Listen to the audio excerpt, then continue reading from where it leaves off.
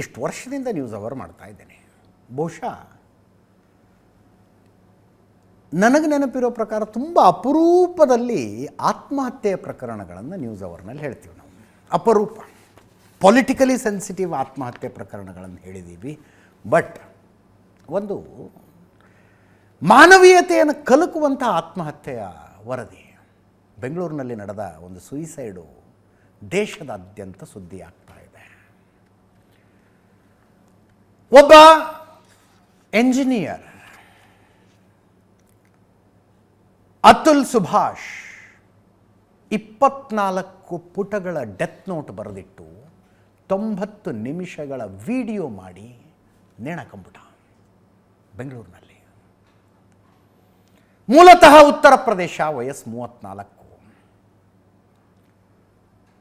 Artificial ಇಂಟೆಲಿಜೆನ್ಸ್ನ trend ಇದೆಯಲ್ಲ, ಅದರ engineer. Marathahalli, ಬೆಂಗಳೂರಿನ ಮಾರತ್ಹಳ್ಳಿಯ ಮಂಜುನಾಥ್ ಲೇಔಟ್ನಲ್ಲಿ ವಾಸ ಇದ್ದ.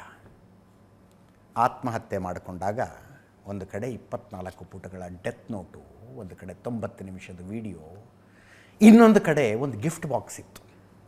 ಗಿಫ್ಟ್ ಬಾಕ್ಸು 4 ವರ್ಷ ಮಗನಿಗೀಗ.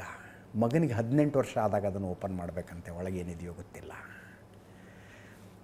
ಇಲ್ಲಿ ನೋಡಿ, 2038ಕ್ಕೆ ಇದನ್ನು ಓಪನ್ ಮಾಡುವಂತ ಬರೆದಿಟ್ಟಿದ್ದಾನ ಅವನು ಮಗನಿಗೋಸ್ಕರ.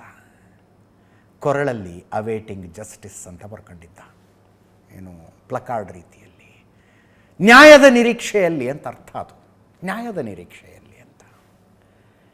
ಏನು ಕಾರಣ? ಹೆಂಡತಿ ಮತ್ತು ಹೆಂಡತಿಯ ಮನೆಯವರ ಕಿರುಕುಳ. ಒಂದು ಮಾತು ಹೇಳುವಾಗ ಯಾವುದೇ ಅಂದರೆ ಅನ್ಡೌಟೆಡ್ಲಿ ಹೇಳ್ಬೋದು, ಈ ದೇಶದಲ್ಲಿ 2 ಕಾನೂನುಗಳು ಅತಿ ಹೆಚ್ಚು ದುರ್ಬಳಕೆಯಾದವು. ಕಾನೂನು ತಂದ ಉದ್ದೇಶ ತುಂಬ ಚೆನ್ನಾಗಿತ್ತು. ಒಂದು ಜಾತಿ ನಿಂದನೆ, ಇನ್ನೊಂದು ವರದಕ್ಷಿಣೆ ಕಿರುಕುಳ. ಈ ದೇಶದಲ್ಲಿ ಯಾವುದೋ ಒಂದು ಜಾತಿಯಲ್ಲಿ ಹುಟ್ಟಿದ ಕಾರಣಕ್ಕಾಗಿ ಕೆಲವರನ್ನು ಕೀಳಾಗಿ ನಡೆಸಿಕೊಳ್ಳೋದು, ಅವರ ಜಾತಿಯನ್ನು ಹಿಡಿದು ಬೈಯೋದು, ಜಾತಿಯಿಂದ ನಿಂದಿಸುವುದು ನಿರಂತರವಾಗಿ ನಡ್ಕೊಂಡು ಬರ್ತಾ ಇತ್ತು. ಅದಕ್ಕೆ ತಡೆ ತರಬೇಕು ಅನ್ನುವ ಕಾರಣಕ್ಕಾಗಿ ಜಾತಿ ನಿಂದನೆ ವಿರೋಧಿ ಕಾನೂನು ಬಂತು. ಅದರ ಬಳಕೆ ಎಲ್ಲೆಲ್ಲಿ, ಬಳಕೆ ಅಲ್ಲ, ದುರ್ಬಳಕೆ ಹೆಂಗಾಯಿತು, ಅನೇಕ ಪ್ರಕರಣಗಳಿದ್ದಾವೆ. ಅಂಥದ್ದೇ ಇನ್ನೊಂದು ವರದಕ್ಷಿಣೆ ಕಿರುಕುಳ. IPC section 498A. ವರದಕ್ಷಿಣೆ ಅನ್ನುವ ಪಿಡುಗಿದೆ ನಮ್ಮ ಸಮಾಜದಲ್ಲಿ. ಮದುವೆ ಮಾಡ್ಕೊಂಡು ಬರೋದು, ದುಡ್ಡು ತಗೊಂಡು ಬಾ, ಸೈಟ್ ತಗೊಂಡು ಬಾ, ಬಂಗಾರ ತಗೊಂಡು ಬಾ ಅಂತ ಹೆಂಡತಿನ ಹೊಡೆಯೋದು. ಇದೆಲ್ಲದರ ವಿರುದ್ಧ ಹೆಣ್ಣು ಮಕ್ಕಳಿಗೆ ರಕ್ಷಣೆ ಕೊಡಬೇಕು ಅಂತ ಬಂದ ಕಾನೂನದು. ತಡ್ಕೊಳ್ಳೋಕ್ಕಾಗದೆ ಗಂಡನ ಮನೆಯವರ ಕಿರುಕುಳ ತಡ್ಕೊಳ್ಳೋಕ್ಕಾಗದೆ ಹೆಣ್ಣುಮಕ್ಕಳು ಸುಯಿಸೈಡ್ ಮಾಡ್ಕೊಂಡ್ಬಿಡ್ತಾ ಇದ್ರು, ಅಥವಾ ಕೊಲೆಯಾಗ್ಬಿಡ್ತಾ ಇದ್ರು. ಅದೆಲ್ಲದನ್ನು ತಡೆಗಟ್ಟುವ ಉದ್ದೇಶದೊಂದಿಗೆ ಬಂದ ಕಾನೂನು. ಬಟ್ ಕೆಲವು ಸ್ವಾರ್ಥಿ ಹೆಣ್ಣು ಮಕ್ಕಳ ಕೈಗೆ ಸಿಕ್ಕು ಗಂಡಂದರು ಅನುಭವಿಸಬಾರದ ನರಕ ಅನುಭವಿಸೋ ಹಂಗಾಯಿತು. This is the classic case. ಇದು ಕ್ಲಾಸಿಕ್ ಕೇಸು. ಸುಳ್ಳು ಕೇಸ್ಗಳನ್ನು ಹಾಕೋದು. ಈತನ ಮೇಲೆ ಮರ್ಡರ್ ಕೇಸೆಲ್ಲ ಹಾಕ್ಬಿಟ್ಟಿದ್ರು. ನನಗೆ ಅದೇ ಆಶ್ಚರ್ಯ. ಡಿಟೇಲ್ ಬರಬೇಕಿನ್ನು. ಆ ಹೆಂಡತಿ ಮನೆಯವ್ರದ್ದು ರಿಯಾಕ್ಷನ್ ಇಲ್ಲ. 302 ಕೇಸ್ ಹಾಕಿದ್ರು ನನ್ನ ಮೇಲೆ ಅಂತ ಡೆತ್ ನೋಟ್ನಲ್ಲಿ ಬರೆದಿಟ್ಟಿದ್ದಾನಾತ. ಅದಕ್ಕೊಂದು ಹೆಣಾರು ಬೇಕಲ್ರಿ, ಯಾರದ್ದೂ ಒಂದು ಹೆಣ ಬೇಕು.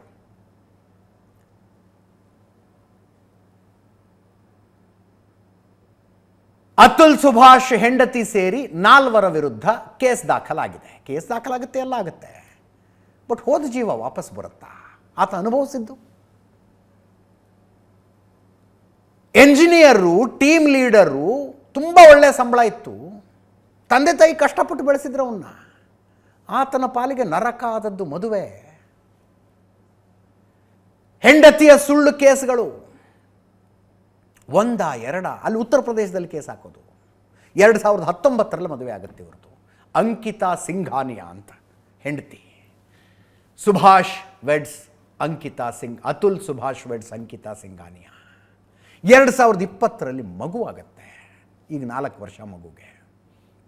ಆ ನಂತರ ನೋಡಿ, ಹೆಂಡತಿಯನ್ನು ಹಣಕ್ಕಾಗಿ ಪೀಡಿಸಿದ ಗಂಡ ಕೇಳಿದ್ದೀವಿ. ಗಂಡನನ್ನು ಹಣಕ್ಕಾಗಿ ಪೀಡಿಸಿದ ಹೆಂಡತಿ ಮತ್ತು ಹೆಂಡತಿಯ ಮನೆಯವರು. ಈ ಕೇಸ್ ಇದು. ನಿರಂತರವಾಗಿ ದುಡ್ಡು ಕೊಡು ಒಂದು 60-70 ಲಕ್ಷ ಕೊಟ್ಟಿದ್ದ ನಾವು. 3 ಕೋಟಿ ರೂಪಾಯಿಯ ನಿರೀಕ್ಷೆ ಇತ್ತಂತೆ ಹೆಂಡತಿ ಮನೆಯವ್ರಿಗೆ. 2021ನಲ್ಲಿ ಗಂಡನ್ನು ಬಿಟ್ಟು ಬೆಂಗಳೂರು ಬಿಟ್ಟು ಹೋಗ್ಬಿಟ್ಲು ನಿಖಿತಾ ಮಗನ್ನ ಕರ್ಕೊಂಡು. ಈಗ ಅಲ್ಲೊಂದು ಖಾಸಗಿ ಕಂಪನಿಯಲ್ಲಿ ಕೆಲಸ ಮಾಡ್ಕೊಂಡಿದ್ದಾಳೆ. ಅಲ್ಲಿ ಹೋದ ನಂತರ ಅಲ್ಲಿ ನಿರಂತರವಾಗಿ ಅತುಲ್ ವಿರುದ್ಧ ಕೇಸ್ ಹಾಕದೆ 9 ಕ್ರಿಮಿನಲ್ ಕೇಸ್ ಹಾಕಿದ್ದಾಳೆ ಅವಳು. 2022 ಇಂದ ಒಂದರ ನಂತರ ಒಂದರಂತೆ ಕ್ರಿಮಿನಲ್ ಕೇಸ್ಗಳನ್ನು ದಾಖಲಿಸ್ತಾರೆ. ಕೊಲೆ ಕೇಸ್ ಅಂತೆ, ಅದರದ್ದು ವಿವರಗಳು ಬರಬೇಕು ಯಾಕಂದರೆ ಡೆತ್ ನೋಟ್ನಲ್ಲಿ ಇರೋದು ಹೇಳ್ತಾ ಇರೋದು ನಾನು. ಕೊಲೆ ಕೇಸ್ ಹಾಕಿದ್ರು ನನ್ನ ಮೇಲೆ ಅಂತ. ಯಾರು ಸತ್ತಿದ್ರು, ಇದಕ್ಕೆ ಹೆಂಗೆ ಕನೆಕ್ಟ್ ಮಾಡಿದ್ರು ಗೊತ್ತಿಲ್ಲ. ಕೌಟುಂಬಿಕ ಕಿರುಕುಳ, ಡೊಮೆಸ್ಟಿಕ್ ವೈಲೆನ್ಸು, ಹಲ್ಲೆ, ದೌರ್ಜನ್ಯದ ಕೇಸು. 2022 ಅಲ್ಲಿ ಡಿವೋರ್ಸ್ ಅಪ್ಲಿಕೇಶನ್ ಹಾಕಿ 6 ತಿಂಗಳ ಮೇಲೆ ವಾಪಸ್ ತಗೊಂಡ್ಲಂತೆ.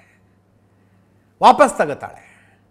ತಿಂಗಳಿಗೆ 2 ಲಕ್ಷ ರೂಪಾಯಿ ಈಕೆಯ ಖರ್ಚಿಗೆ ಕೊಡಬೇಕು, 40,000 ರೂಪಾಯಿ ಮಗನ ಖರ್ಚಿಗೆ ಕೊಡಬೇಕು ಅಂತ ಕೋರ್ಟಿನ ಆದೇಶ ಆಗುತ್ತೆ.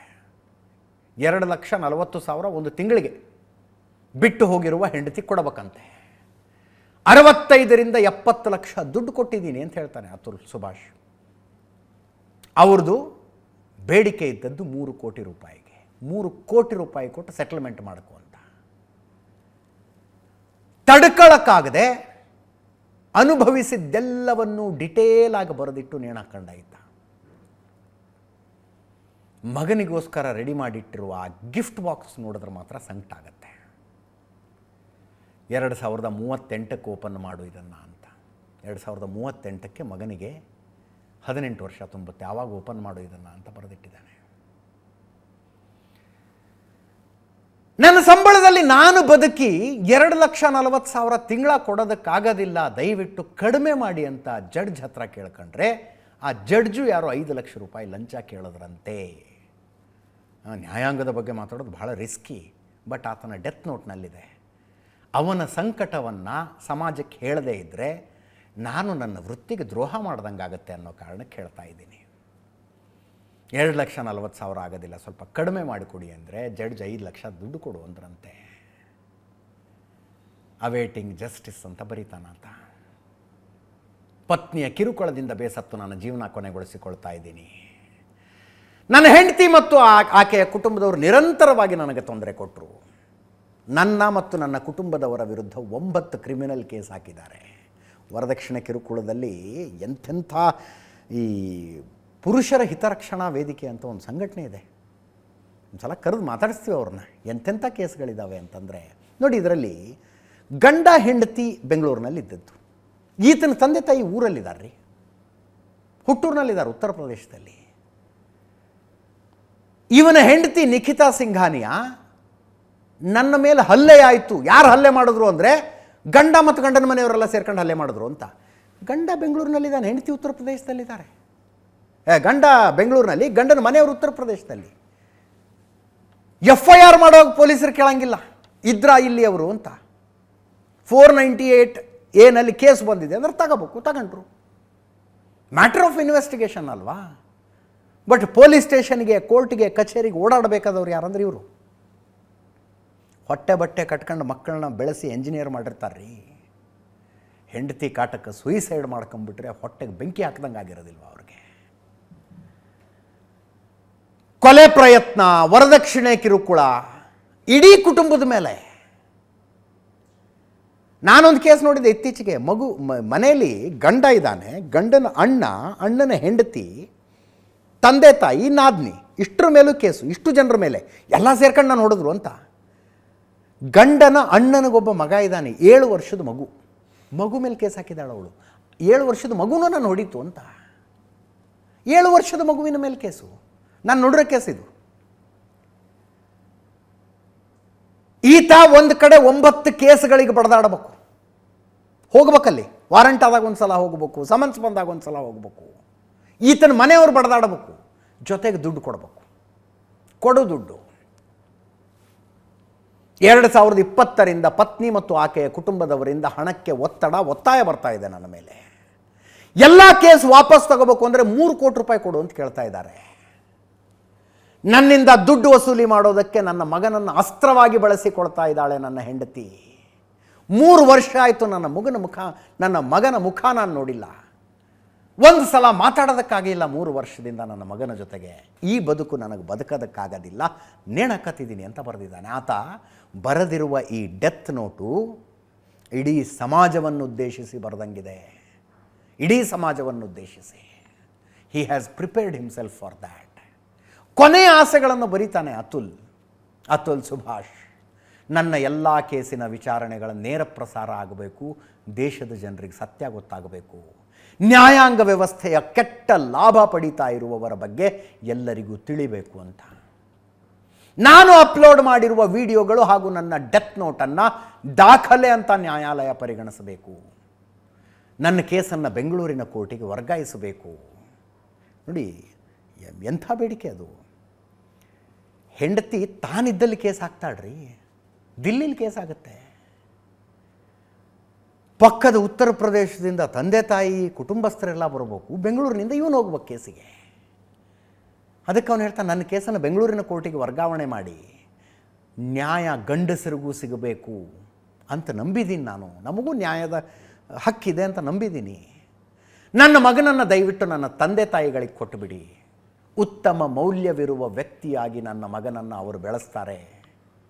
ನನ್ನ ಹೆಣದ ಹತ್ರನೂ ನನ್ನ ಹೆಂಡತಿ ಮತ್ತು ಆಕೆಯ ಕುಟುಂಬದವರನ್ನು ನನ್ನ ಹೆಣದ ಹತ್ರನೂ ಬರೋದಕ್ಕೆ ಬಿಡಬೇಡಿ. ನನಗೆ ಕಿರುಕುಳ ನೀಡಿದವರಿಗೆ ಶಿಕ್ಷೆ ಆಗೋವರೆಗೂ ಯಾವ ಕಾರಣಕ್ಕೂ ನನ್ನ ಅಸ್ಥಿಯನ್ನು ವಿಸರ್ಜನೆ ಮಾಡಬೇಡಿ ಅಂತ ಹೇಳ್ತಾನೆ ಆತ. ಕೋರ್ಟಿನ ಕೇಸ್ ಮುಗಿಯೋ ತನಕ, ಅವರಿಗೆ ಶಿಕ್ಷೆ ಘೋಷಣೆ ಆಗೋ ತನಕ ನನ್ನ ಹೆಣ ಸುಟ್ಟು ಅಸ್ಥಿನ ಹಾಗೆ ಇಡಿ, ಅಸ್ಥಿ ವಿಸರ್ಜನೆ ಮಾಡಬೇಡಿ. ಅಕಸ್ಮಾತ್ ಅವರು ನಿರಪರಾಧಿಗಳು ಅಂತ ಬಿಡುಗಡೆಯಾಗಿಬಿಟ್ರೆ ನನ್ನ ಅಸ್ಥಿಯನ್ನು ಕೋರ್ಟಿನ ಹೊರಗಡೆ ಚರಂಡಿಯಲ್ಲಿ ಎಸೆದು ಬಿಡಿ, ಚರಂಡಿಗೆ ಹಾಕಿಬಿಡಿ ನನ್ನ ಅಸ್ಥಿನ. ಎಷ್ಟು ಸಂಕಟ ಆಗಿರ್ಬೇಕು ಇದನ್ನು ಬರೆಯುವಾಗ ಅತುಲ್ ಸುಭಾಷ್ಗೆ. ನ್ಯಾಯಾಂಗ ವ್ಯವಸ್ಥೆಗೆ ಏನು ಹೇಳ್ತೀನಿ ಅಂದರೆ, ನನ್ನ ತಂದೆ ತಾಯಿ ಸಹೋದರರ ಮೇಲೆ ಹಾಕಿರುವ ಈ ಸುಳ್ಳು ಕೇಸ್ಗಳನ್ನು ದಯವಿಟ್ಟು ಬಿಡಿ. ಈ ರಾಕ್ಷಸಿ ವ್ಯಕ್ತಿಗಳ ಜೊತೆಗೆ ರಾಜಿ ಸಂಧಾನ ಅಥವಾ ಮಾತುಕತೆ ಸಾಧ್ಯ ಇಲ್ಲ. ಅಪರಾಧಿಗಳಿಗೆ ಶಿಕ್ಷೆಯಾಗಲೇಬೇಕು. ನನ್ನ ಪತ್ನಿ ಮತ್ತು ಕುಟುಂಬದಿಂದ ಕಿರುಕುಳ ಸುಲಿಗೆ ಮುಂದುವರೆದರೆ ನನ್ನ ವೃದ್ಧ ಪೋಷಕರು ದಯಾಮರಣಕ್ಕೆ ಮನವಿ ಮಾಡಿಕೊಳ್ಳಿ. ಅಂದರೆ ನನಗಾಗಲಿಲ್ಲ ಬದುಕೋದಕ್ಕೆ, ನಾನು ಸತ್ತು ಹೋಗ್ತಾ ಇದ್ದೀನಿ, ನೀವು ಆತ್ಮಹತ್ಯೆ ಮಾಡಿಕೊಳ್ಳಿ ಅಂತ ಬರೆಯೋದಕ್ಕಾಗ್ತಿಲ್ಲ ಅತುಲ್ ಸುಭಾಷ್ಗೆ.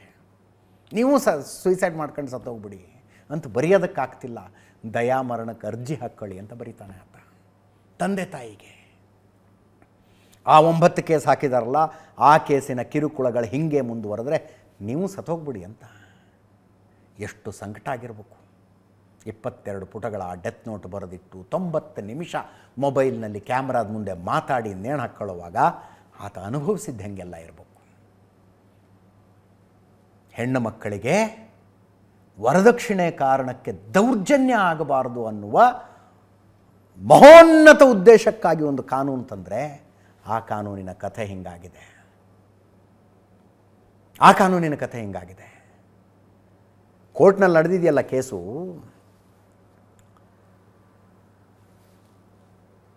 ನೀವು ನಿಮ್ಮ ಕೇಸನ್ನು ಯಾಕೆ ಸೆಟ್ಲ್ ಮಾಡ್ಕೋತಿಲ್ಲ ಅಂತ ಜಡ್ಜ್ ಕೇಳಿದ್ರಂತೆ. ಆವಾಗ ಅತುಲ್ ಸುಭಾಷ್ ಹೇಳೋದು, ಮೊದಲು 1 ಕೋಟಿ ದುಡ್ಡು ಕೊಡು ಅಂತಿದ್ರಿ, ಈಗ 3 ಕೋಟಿ ಕೇಳ್ತಾ ಇದ್ದಾರೆ, ಏನು ಮಾಡಲಿ ಅಂತ ಕೇಳ್ತಾರೆ ಅತುಲ್ ಸುಭಾಷ್. ಜಡ್ಜ್ ಹೇಳ್ತಾರೆ, ನಿನ್ನ ಹತ್ರ 3 ಕೋಟಿ ಇದೆ ಅನಿಸುತ್ತೆ, ಅದಕ್ಕೆ ಅವ್ರು ಕೇಳ್ತಾ ಇದ್ದಾರೆ ಅಂತ. ಆವಾಗ ಅತುಲ್ ಸುಭಾಷ್ ಹೇಳೋದು, ನನ್ನ ವಿರುದ್ಧ ಎಷ್ಟೆಲ್ಲ ಸುಳ್ಳು ಕೇಸ್ ಹಾಕಿದ್ದಾರೆ ನೋಡಿ, ನಾನು ಪ್ರತಿ ಸಲ ಬೆಂಗಳೂರಿನಿಂದ ಜಾನ್ಪುರಕ್ಕೆ ಬರಬೇಕು ಈ ಕೇಸ್ಗಳನ್ನು ಅಟೆಂಡ್ ಮಾಡೋದಕ್ಕೆ ಅಂತ. ಅದಕ್ಕೆ ಜಡ್ಜ್ ಹೇಳಿದ್ರಂತೆ, ಕೇಸ್ ಹಾಕಿದ್ರೆ ಏನಾಯಿತು, ನೀನು ಹೆಂಡತಿ ತಾನೇ ಹಾಕಿರೋದು ಅಂತ. ಆವಾಗ ಅತುಲ್ ಹೇಳೋದು, ಈ ರೀತಿ ಸುಳ್ಳು ಕೇಸ್ಗಳಿಂದಾನೇ ಗಂಡಸರ ಆತ್ಮಹತ್ಯೆ ಮಾಡ್ಕೊಳ್ಳೋ ಹಂಗಾಗಿದೆ ಅಂತ.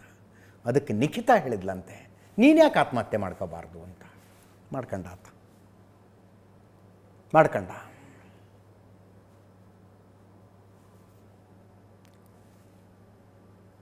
ಅತುಲ್ ಸುಭಾಷದ ಒಂದು ಆತ್ಮಹತ್ಯೆಯ ಕಥೆ ಮಾತ್ರ ಈ ಪರಿಸ್ಥಿತಿಯಲ್ಲಿ ಅದು ಎಷ್ಟು ಲಕ್ಷ ಗಂಡಸರಿದಾರೋ ಗೊತ್ತಿಲ್ಲ, ಅದೆಷ್ಟು ಲಕ್ಷ ಗಂಡಸರಿದಾರೋ ಗೊತ್ತಿಲ್ಲ. ಮಕ್ಕಳ ಮುಖ ನೋಡಬೇಕು ಅಂತ ಡೈವರ್ಸ್ ಕೇಸ್ಗಳಲ್ಲಿ ಮಕ್ಕಳನ್ನ ಹೆಂಡತಿ ಕರ್ಕೊಂಡು ಹೋಗ್ಬಿಡ್ತಾಳೆ, ಮಕ್ಕಳ ಮುಖ ನೋಡಬೇಕು ಅಂತ. ವಾರಕ್ಕೊಂದು ಸಲ ಒಂದು 2-3 ತಾಸು ಮಕ್ಕಳು ನನ್ನ ಜೊತೆಗೆ ಇರಕ್ಕೆ ಬಿಡಿ ಅಂತ ವಿ ಹ್ಯಾವ್ ಸೀನ್. ಇತ್ತೀಚೆಗೊಂದು ಹೈಕೋರ್ಟಿನ ಕೇಸ್ ಬಹಳ ವೈರಲ್ ಆಗಿತ್ತು. ಗಂಡ ಏನೇನು ಕೊಡ್ತಾ ಇದ್ದಾನೆ ಹೆಂಡತಿಗೆ, ಹಂಗೆ ಆಕೆ ಕೇಳಿದ್ದು ಎಷ್ಟು ಲಕ್ಷ ಅಂತ. ಏನೋ ಜೀವನಾಂಶವಾಗಿ ಕೇಳಿದ ದುಡ್ಡು ಎಷ್ಟಿತ್ತಾಕೆ? ಯಾವ್ಯಾವುದಕ್ಕೆ ಕೇಳ್ತಾಳೆ? ನನಗೆ ಮೇಕಪ್ಗಿಷ್ಟು ಬೇಕು, ಇಯರ್ ರಿಂಗ್ಸಿಗಿಷ್ಟು ಬೇಕು, ಚಪ್ಪಲಿಗಿಷ್ಟು ಬೇಕು, ಸೀರೆಗಿಷ್ಟು ಬೇಕು, ಲಕ್ಷಗಟ್ಟಲೆ ಪ್ರತಿ ತಿಂಗಳು ಕೊಡು ಅಂತ. ಪ್ರತಿ ವಾರ ವೀಕೆಂಡ್ನಲ್ಲಿ 2 ತಾಸು ಮಕ್ಕಳ ಜೊತೆಗೆ ಇರೋದಕ್ಕೆ ಅವಕಾಶ ಮಾಡಿಕೊಡಿ ಅಂತ ಗಂಡಂದ್ರ ಕೋರ್ಟ್ ಮುಂದೆ ಮಂಡಿ ಊರು ನಿಂತ್ಕೊಂಡು ಬೇಡ್ಕೋತವೆ. 2 ತಾಸು ಮಕ್ಕಳ ಜೊತೆಗೆ ಇರೋದಕ್ಕೆ ಬೇಡ್ಕೊಡಿ ಅಂತ. ದುರಂತಮಯ ಪರಿಸ್ಥಿತಿ ಇದು. ಒಂದೊಂದು ಸಲ ಅನಿಸುತ್ತೆ, ಬಹಳ ಅಭಾರತೀಯವಾದ ರೀತಿಯಲ್ಲಿ ಕಾನೂನುಗಳನ್ನು ರಚಿಸಿ, ಕಾನೂನುಗಳನ್ನು ನಡೆಸಿ, ಅಭಾರತೀಯವಾದ ರೀತಿಯಲ್ಲಿ ಗಂಡ ಹೆಂಡತಿ ಅಂದ ಮೇಲೆ ಜಗಳಗಳು ಬರ್ತವೆ. ಹಿಂದಿನ ಕಾಲದಲ್ಲಿ 2 ಮನೆ ಹಿರಿಯರು ಕೂತ್ಕೊಂಡು ಅವನಿಗಷ್ಟು ಬೈದು ಇವಳಿಗಷ್ಟು ಬೈದು ಸರಿ ಮಾಡ್ತಿದ್ರು. ಈಗ ಮಾತೆತ್ತಿದ್ರೆ ಡೈವರ್ಸು, ಹೆದರಿಸ್ತಾರೆ. ಕೇಸ್ ಹಾಕ್ಬಿಡ್ತೀನಿ ನೋಡು, ನಿಮ್ಮ ಮನೆಯವ್ರನ್ನ ಕಂಬಿ ಎಣಸಂಗೆ ಮಾಡಿಬಿಡ್ತೀನಿ ನೋಡು, ಜೈಲಲ್ಲಿ ಮುದ್ದೆ ಮುರಿಯೋ ಹಂಗೆ ಮಾಡಿಬಿಡ್ತೀನಿ ನೋಡು, ಧಮಕಿಗಳಿವು. ಅಭಾರತೀಯವಾದ ರೀತಿಯಲ್ಲಿ ಕಾನೂನುಗಳನ್ನು ರಚನೆ ಮಾಡ್ಕೊಂಡು ಅವುಗಳನ್ನು ಯಾರ್ಯಾರ್ದೋ ಕೈ ಕೊಟ್ಟು, ಇತ್ತೀಚೆಗೊಬ್ಬ ನ್ಯಾಯಾಧೀಶರು ಗಂಡ ಹೆಂಡತಿ ಬರ್ತಾರೆ, ಯೂಟ್ಯೂಬ್ನಲ್ಲಿ ಹೈಕೋರ್ಟಿನ ಕಾರ್ಯಕಲಾಪಗಳು ಲೈವ್ ಬರ್ತಾ ಇರೋದ್ರಿಂದ ಜನರಿಗೂ ನೋಡೋದಕ್ಕೆ ಸಿಗ್ತವೆ, ನೋಡ್ಬೋದು ನೀವೆಲ್ಲ ಅವುಗಳನ್ನು. ಸ್ವಲ್ಪ ಟೈಮ್ ಕೊಡ್ತೀನಮ್ಮ, ಹೊರಗಡೆ ಹೋಗಿ ಮಾತಾಡ್ಕೊಂಡು ಬನ್ನಿ ಅಂತ. ಗಂಡ ಹೆಂಡತಿ ಮೇಲೆ, ಹೆಂಡತಿ ಗಂಡನ ಮೇಲೆ ನ್ಯಾಯಾಧೀಶರ ಆ ಕೇಸ್ನಲ್ಲಿ ಮಾತಾಡ್ತಾ ಇದ್ದದ್ದನ್ನು ನೋಡಿದ್ರೆ ನನಗೆ ತಂದೆಯ ಸ್ಥಾನದಲ್ಲಿ ನಿಂತ್ಕೊಂಡಿದ್ದಾರೆ ಅವರು ಅನ್ನಿಸ್ತಾ ಇತ್ತು. ತಂದೆ ಸ್ಥಾನದಲ್ಲಿ ನಿಂತ್ಕೊಂಡು ಮಾತಾಡ್ತಿದ್ರು ಅವರು, ಆ ಕಕ್ಕುಲಾತಿಯಿಂದ ಮಾತಾಡ್ತಿದ್ರು ನ್ಯಾಯಾಧೀಶರು. ಗಂಡ ಹೆಂಡತಿ ಒಬ್ಬರ ಮೇಲೊಬ್ಬರು ಕಂಪ್ಲೇಂಟ್ ಮಾಡ್ತಾ ಇದ್ರೆ for me it was sounding very childish. ಏನ್ರಿ ಇದು ಮಕ್ಕಳ ಥರ ಜಗಳ ಹತ್ಕತ್ತಿದ್ದಾರೆ ಅಂತ. ನ್ಯಾಯಾಧೀಶರು ಹೇಳ್ತಾರೆ, ಕೊಪ್ಪಳದ ಗವಿಮಠಕ್ಕೆ ಹೋಗಿ ಸ್ವಾಮೀಜಿಗಳನ್ನು ಭೇಟಿಯಾಗ್ರಿ ನೀವು ಅಂತ.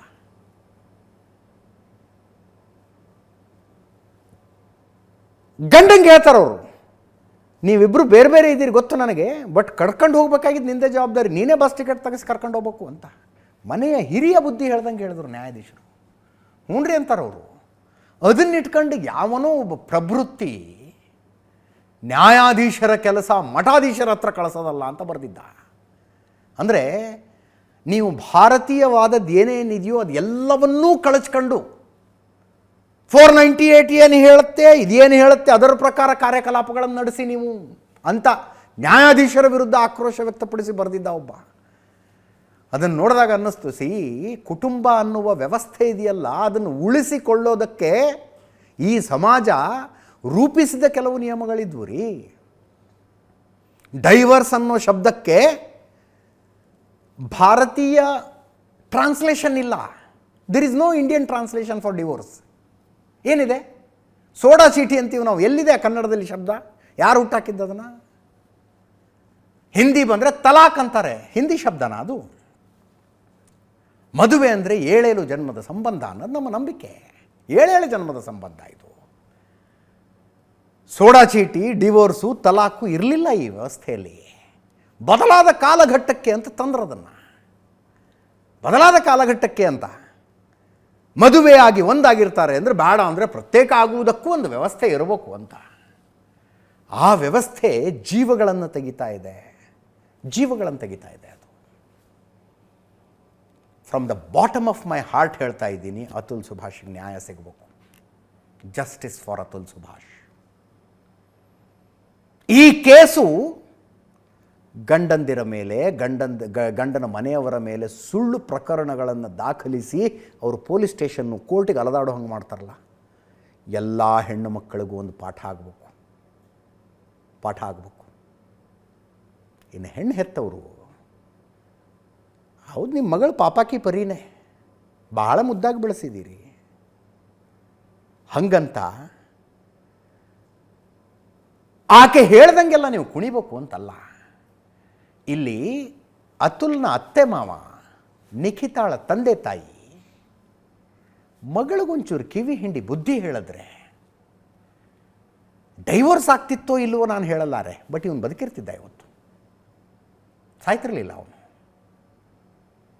ಇವನು ತಂದೆ ತಾಯಿ ಹೊಟ್ಟಿಗೆ ಬೆಂಕಿ ಬಿದ್ದವ್ರಂಗೆ ಅಳ ಪರಿಸ್ಥಿತಿ ಬರ್ತಿರಲಿಲ್ಲ.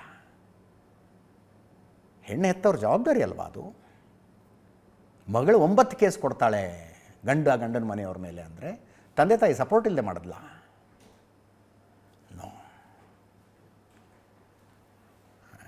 ಹೆಣ್ಣುಮಕ್ಕಳಿಗೆ ಒಂದು ಆತ್ಮಸಾಕ್ಷಿ ಅನ್ನೋದಿರುತ್ತಲ್ಲ, ಆತ್ಮಸಾಕ್ಷಿಯ ಪ್ರಕಾರ ನಡ್ಕೊಳ್ಳಿ.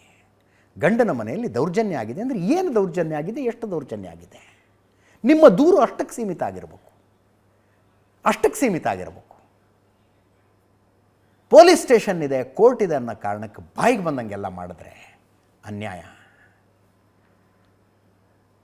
ಕುಟುಂಬ ಅನ್ನೋ ವ್ಯವಸ್ಥೆ ಉಳಿಯೋದಿಲ್ಲ.